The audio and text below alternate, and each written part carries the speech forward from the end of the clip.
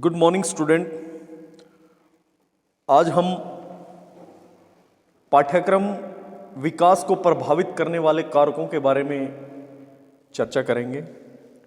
Factor affecting curriculum development. देखिए, पाठ्यक्रम विकास को प्रभावित करने वाले अगर देखा जाए तो बहुत से कारक हैं। उनमें से 3 प्रमुख कारक भी हैं। पहला है शिक्षार्थी, शिक्षक और विषय वस्तु सामग्री। ये तीनों मिलके पाठ्यक्रम को क्या करते हैं? प्रभावित करते हैं। अगर देखा जाए तो इन्हीं तीनों के राउंड अप ही पूरा पाठ्यक्रम प्रक्रिया क्या है? घूमती है। क्योंकि पाठ्यक्रम में शिक्षार्थी का भी विशेष महत्व होता है, शिक्षक का भी और विषय सामग्री का। एक अच्छा पाठ्यक्रम बच्चे के व्यक्तित्व के विभिन्न पहलुओं को क्या करता है? प्रभावित करता है। चाहे विद्यार्थी का कोई भी पक्ष हो, जैसे नैतिक पक्ष हो, बौद्धिक पक्ष हो, शारीरिक पक्ष हो या व्यावसायिक कार्य। इसके अतिरिक्त पाठ्यक्रम कहीं न कहीं विद्यार्थी या व्यक्ति को समाज में भी जो है समायोजन करने की प्रक्रिया के बारे में बताता है कि किस तरीके से जो है उसको समाज में जो है समायोजित होना है, एडजस्ट होना है।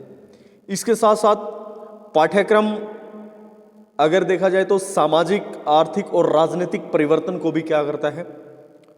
प्रभावित करता है। और ये जो है पाठ्यक्रम के कहीं न कहीं एक इंस्ट्रूमेंट है, यानी कि उपकरण है, औजार है। क्योंकि पाठ्यक्रम से प्रभावित होकर हम कहीं न कहीं इन चीज़ों में अपनी क्रियाओं को क्या करते हैं? दिखाते हैं।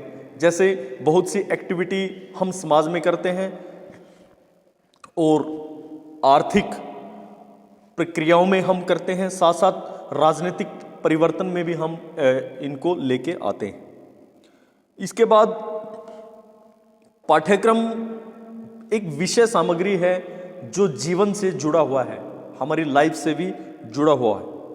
और जो कहीं न कहीं ये पाठ्यक्रम जो है अध्यापक छात्र को हर तरीके की नॉलेज देना भी पाठ्यक्रम के अंतर्गत इसको शामिल होता है। साथ साथ शिक्षार्थी को सर्वश्रेष्ठ ज्ञान देना या ज्ञान के बारे में नॉलेज देना या छात्र को समझबूझ या विवेक से परिचित कराना भी पाठ्यक्रम का ही एक विशेष उद्देश्य है, विशेष सामग्री भी इसको बोला जाएगा। साथ साथ इसके अतिरिक्त इसमें शिक्षण अधिगम प्रक्रिया, शिक्षण स्थान, शिक्षण समय, विद्यार्थियों की रुचि, उनकी व्यवहार और योग्यताएं, उनका सामाजिक पृष्ठभूमि, साथ साथ उनकी पसंद और नापसंद, यहाँ तक कि शिक्षण व्यवसाय भी पाठ्यक्रम का ही एक महत्वपूर्ण पहलू है। पाठ्यक्रम के विकास को प्रभावित करने वाले कारकों में हम दार्शनिक, सामाजिक और मनोवैज्ञानिक पहलुओं पर भी चर्चा करेंगे। सबसे पहले हम आज जो चर्चा करेंगे वो है दार्शनिक कारक, यानी कि फिलोसॉफिकल फैक्टर। देखिए, फिलोसॉफिकल फैक्टर में पहला पॉइंट है हमारा समुदाय, समाज, राष्ट्र का दर्शन, यानी कि philosophy of nation, community and society. देखिए, जो समुदाय होता है, समाज होता है या फिर राष्ट्र, वो कहीं न कहीं पाठ्यक्रम से जो है एक जुड़ी हुई जो है प्रक्रियाएं हैं। इसमें हम बहुत सी कार्य अपने जीवन में करते हैं। जैसे अगर देखा जाए तो समाज में हम सहयोग की भावना जो है इन्वॉल्व रहती है, सहयोग जो है करते हैं। साथ साथ व्यक्ति के आत्मसम्मान और लोकतांत्रिक जीवन लक्ष्यों के बारे में हम कहाँ पर जो है अपनी एक्टिविटी करते हैं, वो समाज के अंदर। इसके साथ साथ शिक्षार्थी और शिक्षक की स्वतंत्रताएं भी इसके अंदर शामिल होती हैं। साथ साथ हम अगर देखें तो लिंग समानता पर भी इसमें हम चर्चा करते हैं, और राष्ट्रीय और भावात्मक एकता भी जो है हम अपने समुदाय, समाज और राष्ट्र में देखते और करते भी हैं। साथ साथ नैतिक मूल्यों पर भी विशेष हम बल देते हैं। दार्शनिक फैक्टर हम कर रहे हैं, यानी कि दार्शनिक आइडियोलॉजी हमें इस तरीके से क्या करती है, प्रभावित करती है। इसके साथ साथ अगर देखा जाए तो पाठ्यक्रम के अंदर दार्शनिक चीज़ों का बहुत महत्वपूर्ण जो है योगदान होता है, और जैसा कि दर्शन में होता है वैसा ही पाठ्यक्रम में भी होता है। यानी कि अगर देखा जाए तो पाठ्यक्रम कहीं न कहीं वो समुदाय, समाज और राष्ट्र से क्या होता है, प्रभावित होता है, और पाठ्यक्रम में ये चीज़ें शामिल होती हैं। समाज की बारीकियों का अध्ययन, इसके साथ साथ समुदाय के बारे में, इसके साथ साथ राष्ट्र के बारे में भी जो है पाठ्यक्रम में बहुत सी बातें जो है क्या होती हैं, शामिल होती हैं। तो इस तरीके से दार्शनिक का कारक जो है हमें कहीं ना कहीं प्रभावित करते हैं। उसके बाद नेक्स्ट है, सेकंड पॉइंट है आदर्शवाद और पाठ्यक्रम, यानी कि आइडियलिज्म एंड करिकुलम। पाठ्यक्रम का विकास करते समय आदर्शवादी बच्चे और उनकी क्रियाओं की अपेक्षा विचारों, भावनाओं और इसके साथ साथ जो है अगर देखा जाए तो आदर्शों और मूल्यों को क्या दिया जाता है, अधिक महत्व दिया जाता है। देखिए, आदर्शवाद में हम कहीं न कहीं जो है व्यक्ति या विद्यार्थी को, जब हम आदर्शवादी विचार प्रस्तुत करेंगे तो व्यक्ति के हम विशेष रूप से या विद्यार्थी के हम विशेष रूप से नैतिक और आध्यात्मिक मूल्यों पर ज़्यादा फोकस करेंगे। यानी कि बच्चा यदि कोई आइडियलिज्म प्रवृत्ति से प्रभावित रहे तो उसके लिए क्या होना चाहिए, आध्यात्मिक गतिविधियां और नैतिक विचार होने बहुत ही ज़रूरी है। साथ साथ पाठ्यक्रम में एक अच्छे मानसिक अनुभव भी हम बच्चे को क्या करते हैं, प्रदान करते हैं। इसके साथ साथ ज्ञान, अनुभव और प्रयास को उचित स्थान भी हमें पाठ्यक्रम में क्या करना चाहिए, देना चाहिए। कोऑर्डिनेशन, अफेक्शन एंड कॉन्सेंट, ये सारी चीज़ें जो है हमारे पाठ्यक्रम में होनी बहुत ज़रूरी है। आदर्शवाद का अगर देखा जाए तो इसका उद्देश्य है मानव जाति को संस्कृति से परिचित कराना, यानी कि कल्चर से जोड़ना आदर्शवाद में। इसके साथ साथ उसको धर्म, नीति शास्त्र, दर्शन, इतिहास, साहित्य आदि विषयों की भी जानकारी हम जो है पाठ्यक्रम के माध्यम से आदर्शवाद में देते हैं। साथ साथ शरीर यदि स्वस्थ है तो उसमें एक ये कहा भी गया है कि स्वस्थ शरीर में सच्चे मन का क्या करता है, निवास होता है। साथ साथ खेलों के माध्यम से भी हम बच्चों के अंदर ये चीज़ें पाठ्यक्रम में सिखाते हैं, और साथ साथ बौद्धिक विकास, बहुत सी भाषाएं, विज्ञान, गणित आदि विषयों को भी हम अपने पाठ्यक्रम में क्या करते हैं, शामिल करते हैं। तो आदर्शवाद और पाठ्यक्रम में आपस में गहरा संबंध है, इसमें कोई दो राय नहीं है। अब हम प्लेटो के द्वारा प्रस्तावित पाठ्यक्रम को पढ़ें तो मानव जो क्रियाएं करता है, मानव की क्रियाएं 3 स्टेज पर फोकस्ड होती हैं। पहली है बच्चे बौद्धिक, उसके बाद है सौंदर्यात्मक और उसके बाद है नैतिक। बौद्धिक पक्ष में जो प्लेटो के माध्यम से पाठ्यक्रम है उसमें हम भाषा का ज्ञान लेते हैं, साथ साथ साहित्य की नॉलेज लेते हैं, उसके बाद इतिहास के बारे में हम जानकारी लेते हैं, और भूगोल, गणित और विज्ञान की जानकारी भी हम बौद्धिक पक्ष में ही लेते हैं। उसके बाद सौंदर्यात्मक पक्ष में हम किस चीज़ में इन्वॉल्व होते हैं, वो है कला, काव्य और संगीत आदि एक्सेट्रा। इन चीज़ों में हम कहीं न कहीं जुड़े हुए हैं, सौंदर्यात्मक महत्व। उसके बाद है नैतिक। नैतिकता की बात हम करेंगे तो धर्म की बात आएगी, नीति शास्त्र की बात आएगी, ठीक है ना, कर्म कांड की भी बात जो है इसमें आएगी, और साथ साथ जो है नैतिक और जो है नैतिकता से जुड़े हुए हमारे जीवन मूल्य भी इसके अंदर क्या होते हैं, शामिल होते हैं। उसके बाद ये तो था प्लेटो पाठ्यक्रम के बारे में। मानव जो क्रिया करता है उसको 3 पार्टों में डिवाइड करके उसके आगे सब पार्ट प्लेटो ने बनाए। उसके बाद हर्बर्ट महोदय के द्वारा जो पाठ्यक्रम है वो क्या है, देखिए हर्बर्ट महोदय विषयों के आधार से डिवाइडेशन करते हैं सब्जेक्ट के तौर पे। पहला प्राथमिक महत्व के और दूसरा माध्यमिक महत्व के। प्राथमिक महत्व में ये किस पर बल देते हैं, साहित्य पर, इतिहास पर, कला, मानवीय विषय, संगीत और काव्य पर, ठीक है। इसके बाद माध्यमिक महत्व में ये वैज्ञानिक विषयों को क्या देते हैं, महत्व देते हैं। टी पे नन के द्वारा पाठ्यक्रम क्या है, ये टी पे नन जो है आदर्शवादी शिक्षा, इसमें ये पार्ट डिवाइड कर रहे हैं शारीरिक, सामाजिक, नैतिक तथा आध्यात्मिक क्रियाएं। इसमें क्या ये शारीरिक स्वास्थ्य की बात करते हैं, नीति शास्त्र की बात करते हैं, समाज शास्त्र की बात करते हैं, धर्म और रीति रिवाज की बात करते हैं। उसके बाद साहित्य और सौंदर्यात्मक क्रियाओं में ये साहित्य, कला, गणित, संगीत, विज्ञान और इतिहास की बात करते हैं। नेक्स्ट, रश्क महोदय के अनुसार आदर्शवादी पाठ्यक्रम कैसा है, कैसे प्रस्तुत किया जा सकता है।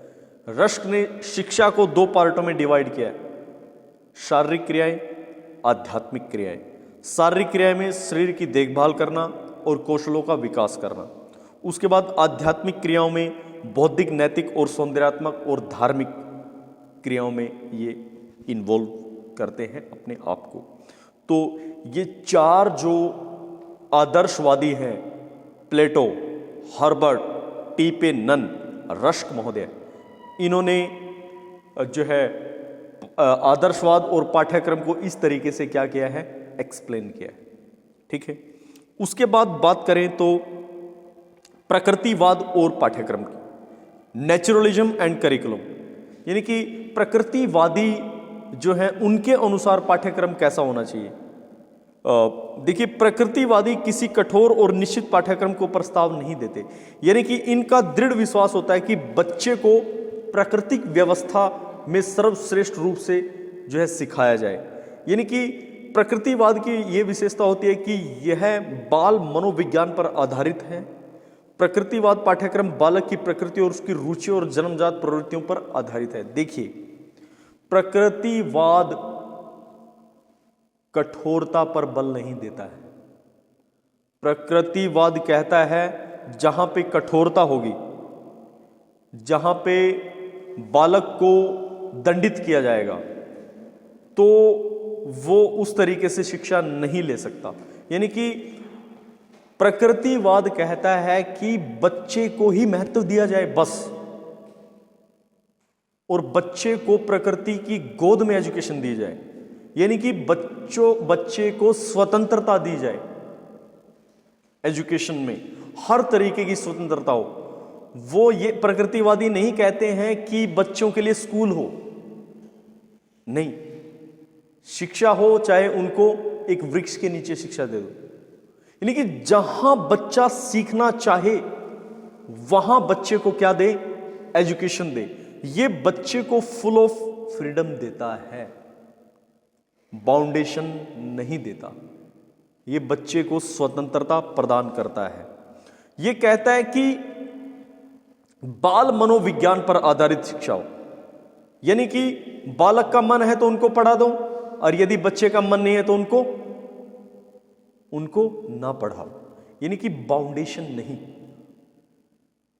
ये इसके साथ साथ यह उन विषयों पर बल देता है जो आत्म सुरक्षा में सहायता प्रदान करते हैं। स्पेंसर महोदय कहते हैं कि केवल वही विषय पाठ्यक्रम में शामिल किए जाएं जो आत्मरक्षा में, संरक्षण में सहायता प्रदान करें। यानी कि आत्मरक्षा, सेल्फ कॉन्शियसनेस, ठीक है ना। देखिए सबसे पहले ये क्या कहते हैं कि व्यक्ति को अपना देखना चाहिए, यानी कि अपने तक वो कहते हैं कि सीमित रहें और उनके अंदर आत्म संरक्षणता का भाव आए। देखिए ये कहते हैं, इनकी आइडियोलॉजी ये कहती है कि व्यक्ति अकेला है, ठीक है ना। और अकेले व्यक्ति को सेल्फ डिपेंडेंट होना क्या है, बहुत ही आवश्यक है। क्योंकि और अगर देखें, प्रकृतिवाद ये भी कहता है कि व्यक्ति को अपना देखना चाहिए, ठीक है ना। ये जितना भी मोह माया है, जितना भी हम रिलेशन में हैं, ये सब क्या है, निरर्थक है, मीनिंगलेस है, वो ये कहते हैं। इसके साथ साथ जो है यह मूलभूत अगर अध्ययन के मामले में देखा तो बेसिक साइंस पर बल देता है, ठीक है ना। यानी कि बच्चे का जब तक बेस क्लियर नहीं है तब तक बच्चा जो है वो आगे नहीं जा पाएगा। ये अगर देखा जाए तो कहीं ना कहीं बेसिक साइंस के अध्ययन के पक्षधर थे, यानी कि बच्चे का बेस स्ट्रोंग हो, और तभी प्रकृतिवादी प्राथमिक शिक्षा को क्या देते हैं, महत्व देते हैं। प्रकृतिवादी ज्यादातर प्राइमरी लेवल की एजुकेशन को क्या मानते हैं, अच्छा मानते हैं, क्योंकि प्राइमरी लेवल की जो एजुकेशन है वो बच्चे की रुचि के अकॉर्डिंग ही है, समझ रहे हो, ठीक है ना। और बच्चों को ऐसा क्या दिया जाता है, माहौल भी दिया जाता है। और प्रकृतिवादी बच्चे को अनुशासन में ज्यादा रखने के पक्ष में नहीं थे, क्योंकि कठोर अनुशासन में बच्चा एजुकेशन प्राप्त नहीं कर सकता। उसको एक ऐसा एटमॉस्फेयर दिया जाए, ऐसा वातावरण दिया जाए जिसमें वो एजुकेशन सीख सके, यानी कि उसके माइंड पे प्रेशर नहीं होना चाहिए, ठीक है। और इसीलिए ये दंड में भी बिलीव नहीं रखता है, पनिशमेंट में बिलीव नहीं रखता है, ठीक है ना। इसके साथ साथ अगर देखा जाए तो यह मूलभूत विषय बेसिक साइंस पर बल देता है। इसमें जो है कुछ विज्ञान के विषय है, जैसे केमिस्ट्री है, यानी कि रसायन विज्ञान, फिजिक्स है, भौतिक विज्ञान, बायो है, जीव विज्ञान, प्राणी जियोलॉजी है, प्राणी विज्ञान, वनस्पति विज्ञान है, बोटनी। इसके साथ साथ भूगोल, ज्योग्राफी आदि पर क्या देता है, बल देता है। और भाषा, साहित्य और कला आदि सहायक विषय पर भी ये कहता है कि इन पर भी क्या है, फोकस करें। देखिए, भाषा का ज्ञान होना भी बहुत ही क्या है, जरूरी है एजुकेशन के अंदर। इसके बाद है प्रकृतिवादी पाठ्यक्रम में क्या चाहता है, वो अतीत के अनुभवों के अध्ययन पर क्या बल देता है, यानी कि जो है पास्ट एक्सपीरियंसेस जो हमारे होते हैं उन पे भी हमें क्या देना चाहिए, बल देना चाहिए, फोकस्ड करना चाहिए। अतीत के अनुभव वर्तमान के अस्तित्व को क्या करते हैं, एक्सप्लेन करते हैं। और इतिहास, भूगोल जैसे विषय पाठ्यक्रम में क्या किए जाने चाहिए, शामिल किए जाए। देखिए, मैं आपको एक बात बता दूं, अतीत से मनुष्य क्या सीखता है, अतीत से मनुष्य अपने वर्तमान को क्या करता है, सुधारता है। मान लो जो हमने अतीत में गलतियां की है, मिस्टेक की है, तो वो हम वर्तमान में न करें, क्योंकि यदि हम वर्तमान में भी वही सेम गलती करेंगे तो हमारा भविष्य भी कहीं ना कहीं उसी हिसाब से क्या होता है, प्रभावित होता है। तो ऑब्वियसली हमें उन चीजों से क्या करना चाहिए, बचना चाहिए, यानी कि हमें जो है मिस्टेक करनी नहीं चाहिए। हमें अगर देखा जाए तो पास्ट यानी कि अतीत के अनुभवों से क्या लेनी चाहिए, शिक्षा लेनी चाहिए, ठीक है। इसके साथ साथ इसमें ये क्या कहते हैं, जो है इसमें धार्मिक और नैतिक शिक्षा के लिए कोई स्थान नहीं है। ऐसी शिक्षा अनुभवों के द्वारा प्राप्त नहीं होती, न कि अनुदेशना के आधार पर। प्रकृति का दंड विधान अनिवार्य नियम है। देखिए, कहने का मीनिंग ये है कि ये ज्यादातर धार्मिक शिक्षाओं पर ज्यादा बल नहीं देते हैं, ये रियलिस्टिक चीजों पर बल देते हैं। और साथ साथ ये कहते हैं कि हमें बच्चे को वो नॉलेज दें जो उसके काम भी आ सके, उसको शिक्षा प्रदान कर सके। केवल और केवल उसको सैद्धांतिक नॉलेज न दें, बच्चे को व्यवहारिक नॉलेज भी दें, ये भी कहते हैं, ठीक है ना। आइडियलिज्म सैद्धांतिक ज्ञान के पक्ष में होता है, आपको पता है। जो आदर्शवाद है वो सैद्धांतिक ज्ञान के पक्ष में होता है, और प्रकृतिवादी हमेशा व्यवहारिक ज्ञान के पक्षधर होते हैं, ठीक, दैट्स द डिफरेंस। इसके साथ साथ नेक्स्ट है, रूसो ने पाठ्यक्रम की एक योजना बनाई है। क्या योजना बनाई है, शिशुकाल में कोई निश्चित पाठ्यक्रम नहीं, मीन्स शारीरिक क्रियाओं पर बल और पूर्ण स्वतंत्रता, जैसा कि मैंने आपको कहा था कि प्राइमरी एजुकेशन में ये बिल्कुल ही क्या करते हैं, बच्चे को स्वतंत्र माहौल में सिखाना चाहते हैं। इसके बाद बाल्यावस्था में क्या होना चाहिए? बाल्यावस्था में क्या ज्ञानेंद्रियों का विकास और प्रशिक्षण, पुस्तकीय ज्ञान नहीं, नकारात्मक शिक्षा पर बल। उसके बाद नेक्स्ट है किशोरावस्था में क्या होना चाहिए? विज्ञान, गणित, संगीत और साहित्य, भाषा और सामाजिक जीवन पर आधारित शिक्षा पर बल। उसके बाद प्रौढ़ावस्था 15 से 20 वर्ष की आयु में स्त्री शिक्षा पर बल और सामाजिक जीवन पर विशेष बल। तो ये आज के लिए इतना ही करें, बाकी हम कल प्रयोजनवाद, प्रैग्मेटिज्म पर और एजुकेशन पर जो है अपने थॉट्स व्यक्त करेंगे, बताएंगे आपको। आज के लिए इतना ही, थैंक यू।